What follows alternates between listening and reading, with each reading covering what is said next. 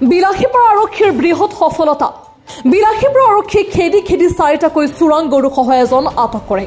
বিলাসীপাৰা আৰক্ষীয়ে গোপন সূত্ৰৰ পম খেদি এক অভিযান চলাই বিলাসীপাৰাৰ গোৱালৰ চৰৰ পৰা 4টাকৈ চোৰাং গৰু এজনক আটক কৰে। সন্ধিয়া বিলাসীপাৰা আৰক্ষীয়ে চোৰাং গৰু সৰ্প হোৱাৰ খবৰ পায়।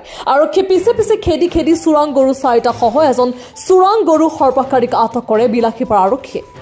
আটক হোৱা সৰবৰাহকাৰীৰ ভাষ্যমতে খয়বৰ আলী নামৰ গোমাফিয়াৰ নেতৃত্বত দীৰ্ঘদিনৰ পৰাই চলাই আহিছে এই চোৰাং গৰু সৰবৰাহ। এতিয়া বিলাসীপাৰা আৰক্ষীয়ে সক্ষম হ'বনে মূল মাষ্টাৰমাইণ্ড খয়বৰ আলীক আটক কৰিবলৈ?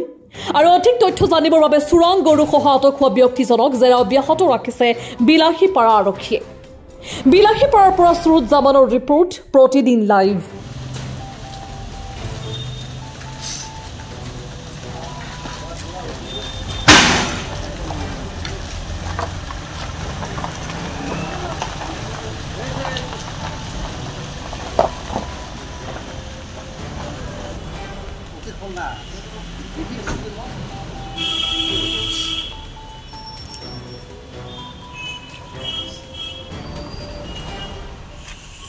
নামটো কি? নুরুল হক। আপনার কি আটক করেছে আজকে? হ্যাঁ, আপনার কি আটক করেছে? এই গরুটা আনছিলাম। কয়টা? 4টা। পরপরা? এই বাবুরাট ওই জায়গার নাম জানি কি বিদেশে মরা তো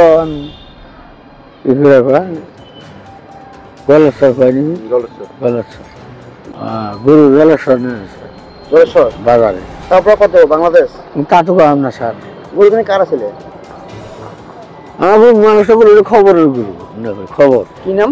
খবর। আরো কার? আর কহাম না স্যার, আর খবরের কথা বলছি। 4টা গরু? 7টা।